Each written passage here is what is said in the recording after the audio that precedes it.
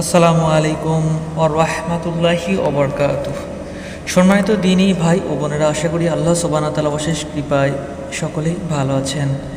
আজকে আমরা জানব কম সময়ে বেশি সওয়াবের আমল সম্পর্কে। মুমিনের জীবন অনুষঙ্গে থাকে পরকালের চিন্তা।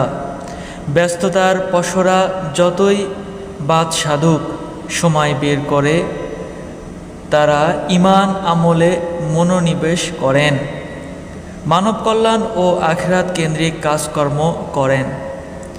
কিন্তু অনেক সময় এমন হয়, অফিস বা কর্মস্থলে ইবাদত বন্দেগী ও নেক আমলের সুযোগ খুব একটা মেলে না।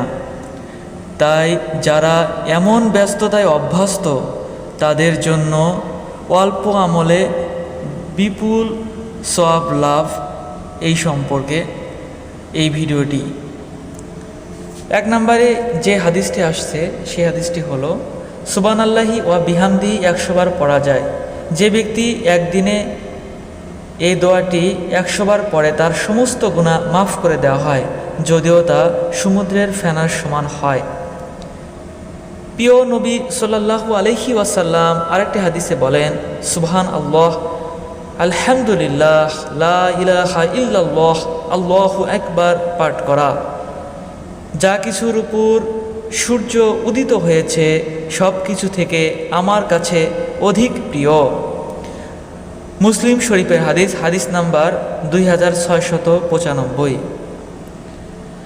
লা হাওলা ওয়ালা কুওয়াতা ইল্লা বিল্লাহ পাঠ করা অর্থ, আল্লাহ ছাড়া কোনো উপাস্য নেই বা কোনো শক্তি নেই। 40 বার যদি পড়া হয়, এই সওয়াব জান্নাতের জন্য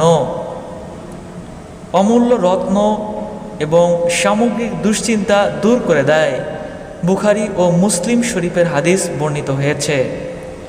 মহানবী সাল্লাল্লাহু আলাইহি ওয়াসাল্লামের উপর যদি 50 বার দরুদ পাঠ করা যায়, শুধু সাল্লাল্লাহু আলাইহি ওয়াসাল্লাম পড়লেও চলবে।